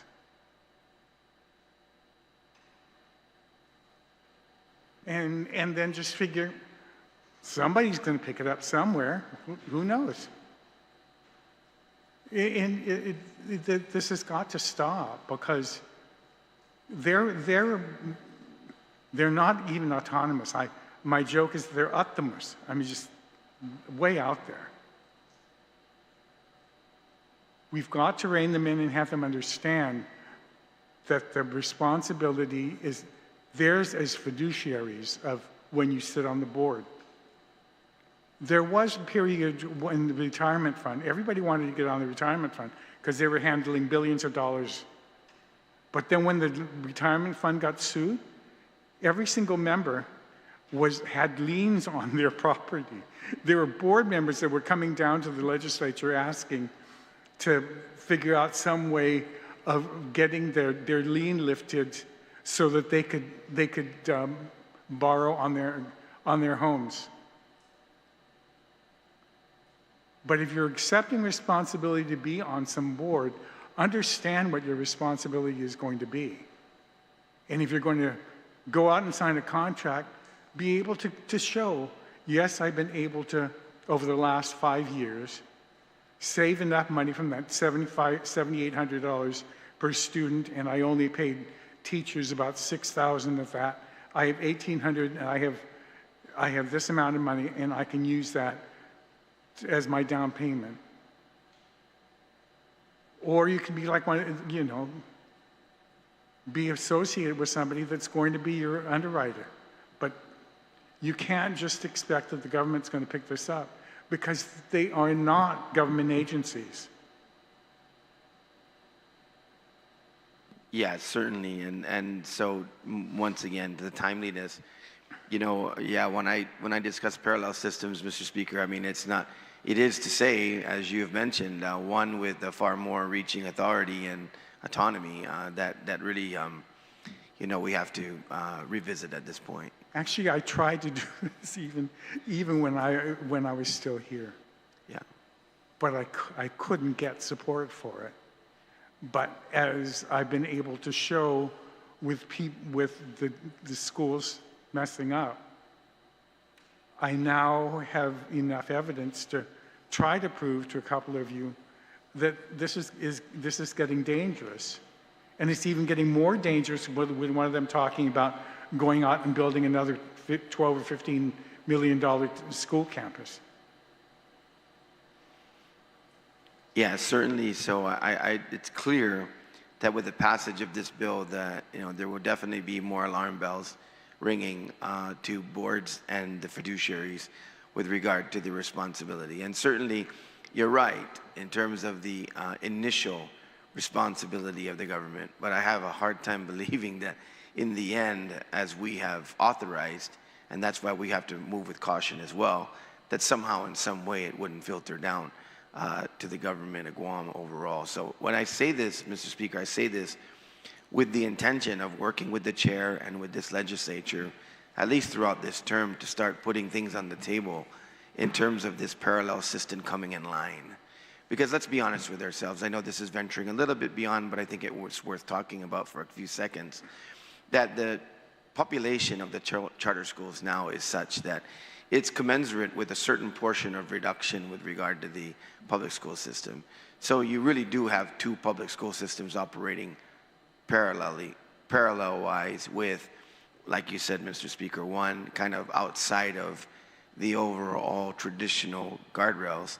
And we don't want to take away from the success of the fact that we believe they're effective in educating our children, but we also have to make sure that the liabilities and structures there going forward. We know that some of these schools that have taken on responsibilities of loan and debt through different programs have done it well. I mean, there are a couple of schools that namely iLearn, I believe, has been able to probably secure the most secure capabilities in terms of its campus, but I know that that's replicated throughout. Anyways, we've lit the fire, and here we are. We have a piece of legislation that will blaze the trail forward and hopefully ensure that we do more of this going forward. I'm not going to argue with your work, Mr. Public Auditor, and I'm not going to argue with the fact that you're putting us on notice that, this is something needs to be paid attention to, and obviously you made attempts, and the Speaker has brought this forward now, so we're on notice. Mr. Chair, and thank you for the panel. Thank you, Senator Duenas. Vice Speaker. Thank you, Mr. Chair. I think the only question I perhaps would have is that on Section 2, it says that the all liabilities are the personal responsibility of the Charter School Board of Trustees who approved the contract or acquisition that incurred the liability, and that contract or acquisition was performed without a review. And a lot of these charter schools have already been in place for several years. Now, the original trustees that originally signed the contract or incurred the liability, and things have been going smoothly for several years, or 5 years, 7 years, but yet the new Board of Trustees now, failed to keep to that standard and actually now have incurred the additional debt, or the original contract has become lapsed, or they're in debt for that original contract. Is there something that we can actually put to, it wasn't the original signatories, if that original signatory resigned or retired, but yet the bill calls for the liability to still be held by that individual? Two things. I think to take care of the problem that Senator Teidig had, if you just put a period at the end of acquisition on line 4 and forget performed without the review. Just don't even have that section there, because then it gets to her trying to figure out how to get the Attorney General and the Governor signed. Just they're responsible for their obligation. And two, you know better than most. The ones that you bury, they have obligations that they signed before they died. Who picks that up? The estate. That's right. Thank you, Mr. Chair. Thank you, Vice Speaker. Speaker Blas. Thank you, Mr. Chair. So just to clarify, Speaker Cruz, you suggest then that that after that it was incurred and put the period there? Period at the end of line 4 at acquisition. Okay. There is no way that the Attorney General and the Governor is going to review this. So because they're created completely separate. So actually, is it line 5 that the contract or acquisition was performed? Period. Yeah. And just strike out without a review by Attorney General, by the AG. Again, I think the language was put there just to basically differentiate, granted recognizing that there may be instances with current contract that was reviewed by the AG and the Governor. I don't think you'll find one. I was being presumptuous and in that, but if you can, with all certainty, that there was contracts that all contracts currently did not have AG approval or Governor. From the charter schools, they were. None of them were. Okay. I mean, the only one that, the building of iLearn, getting the GORA, but even that, the Governor and the AG didn't sign off on that. That was GORA's loan to iLearn. Okay, I have no problem with that. Again, it was on the presumption that there were some contracts, but if there are no contracts that exist, is there the ability for these for these contracts to be renegotiated or brought back up now with getting the approval of the concurrence of the Attorney General and the approval of the Governor?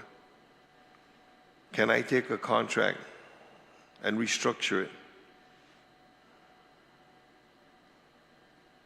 I don't know under what authority.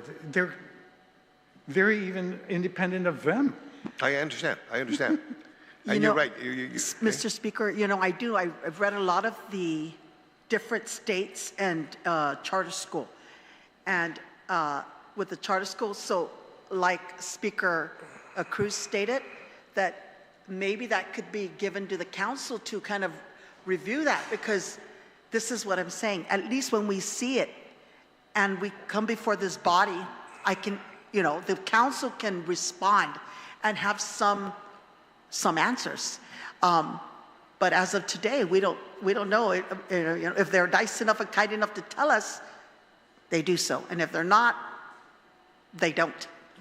And I don't have any powers as far as the council to request for that, because the law doesn't state anything with regards to the council, the Board of Trustees giving. That's why I was suggesting, because this great bill, if they just probably, I'm asking you kindly, since I'm here, that maybe you can have another bill that could inquire that they every 3 months, they kind of report this, that the mandate requires the Board of Trustees to provide this to the council. I think that goes without saying. Yeah. that it should occur. In full disclosure, this bill was drafted after the gentleman to your left and I were having discussions. He encouraged us to read his audit reports, and when I came up with his audit reports, he explained to me this, and he brought this to the attention, and he knows that it was very quickly written up. Yes. Put together. But you're right. As a result of this is therein lies many other concerns. Yeah.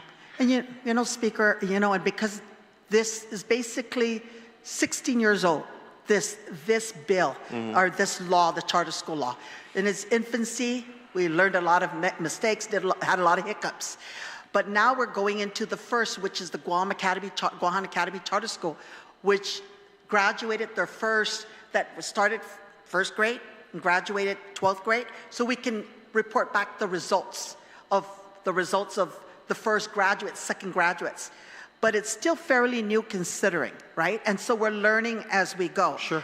And with that said, this is something new that we can add to improve the charter schools. Sure. And so that's why I said this bill is the first major big step. Sure. To positive Sure. transparency and accountability. And along with that completion of that academic cycle, there's also a completion of the number of audit reviews, unfortunately, that Mr. Cruz over here can basically attest to that. And I do get the audits. Yes. And so when I get these audits, I would highlight them like I do with all my stuff, and I would say, can you find out what's going on here? Because I'm very concerned, again, with the law, with the 7,800 per student people. I can account for that before this body. But anything beyond that restricts me from that, Mr. Speaker, I don't have those information available for the council or for anything for that matter. So this kind of puts teeth to that. Thank you. Thank you. Speaker Cruz, and with regard to the number of different audits, and I guess based on your findings, can you give us a rough estimate as to how much in liabilities we've already, if the sky were to fall today, what is our liability with regards to charter schools? You talked about 2.5 million in one, and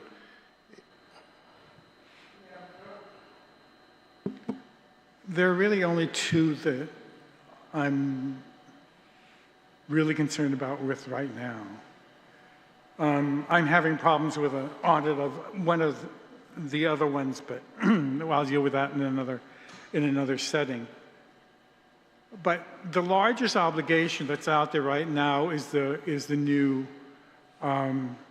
iLearn school.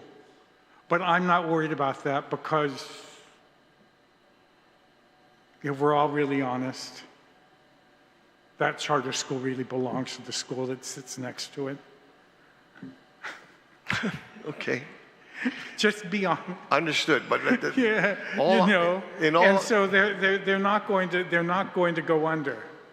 If they can't make their payment to GURA, then somebody will pick it up. But some of the others have no one to pick them up because they were put together by some people that just don't have any business running a system. Okay, so just a rough estimate as to if the sky were to fall today, all things considered, and even if you have full faith and confidence that it can be picked up by somebody else, what is that line as far as the liability? That the government of Guam... It could probably be up to 20 million. 20 million. Because I'm trying to remember the amount for the iLearn. I thought it was 26, I think. Yeah, something like that. There's a The big others- difference between 20 million and 26 million, sir. Yeah, no, I just can't remember. It was 20-something, but Okay. when they built it, I just can't remember the. And you know, the reason why I bring this up is because, again, there should have been a simple reporting and an approval process that should have been implemented, like you said, when the law was first implemented. So 12, 15 years later, we need to be able to correct it. But in that 12, 15 years, we've assumed that we're going to need to be able to consider and assume until we can get some corrections and if some way being able to cover up to $26 million in liability. But I think if the Board of Trustees understand that it's their fiduciary responsibility when they undertake the obligation, that it's theirs. Just like you would expect Understood. your adult daughter or son to Yeah. assume their own responsibility. But, you know, let's go back to the analogy that you use, okay? Happy birthday, charter schools. You're 21 years of age. Now we've got to figure out how we're going to pay $26 million in debt should the sky fall. And that's what this bill intends to be able to correct. Am I correct? Yeah, thank you. And again, and like I said, in full disclosure, thank you, Speaker Cruz, for being able to, for you and I to converse, to be able to get the language for this. Well, no, thank you very much for finally somebody hearing me. You're humble. Thank you very much, sir.